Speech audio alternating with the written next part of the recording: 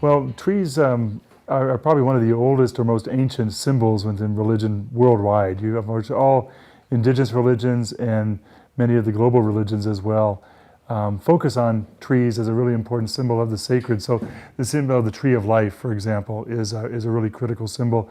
Many different traditions have a notion of a sacred grove of trees, that is, forests themselves or groves of trees are sacred, and being in the presence of them is oftentimes being seen as being in a temple.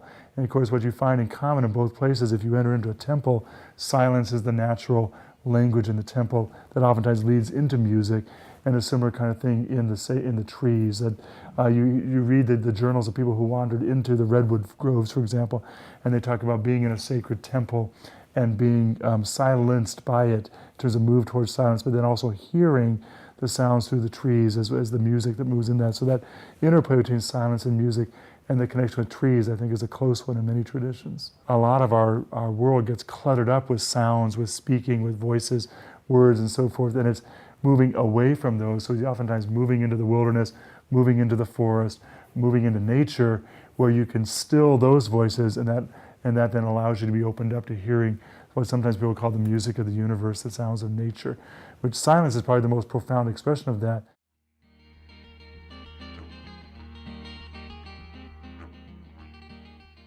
But it's the music itself that draws you into the rhythms of the sacred. And so I would say music and art together are there. And of course, musical instruments are what combine that, because the instrument itself is a crafted instrument. It's an artistic thing itself, and then it produces music. And both of those then are being non-verbal or non-literal ways of expressing the sacred.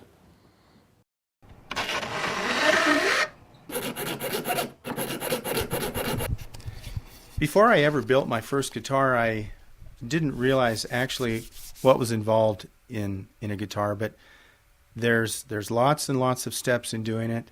My name is Rick McCollum. I'm a guitar maker. I live in Paradise, Montana, and I've been building guitars since 1991. It's a real love of my life to be able to build acoustic instruments and to be able to take beautiful woods and turn them into something that is able to produce beautiful music. There's a definite advantage to having a handmade acoustic guitar over a factory-made guitar. It just has that human touch in it in every part. The soundboard accounts for about 80% of the tone that you get out of the guitar. All through the process of doing these soundboards, we're listening to the wood. We want to listen to the tone. This would be run through a dimension sander, and I would thickness it to just the thickness that it produces the tone that I like.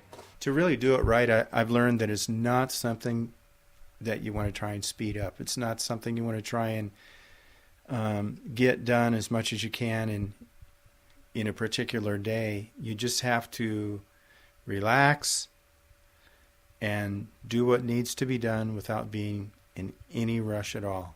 One of the most rewarding aspects to building guitars is to know that the creation that you've spent so many painstaking hours to build will continue to create beautiful things in the future.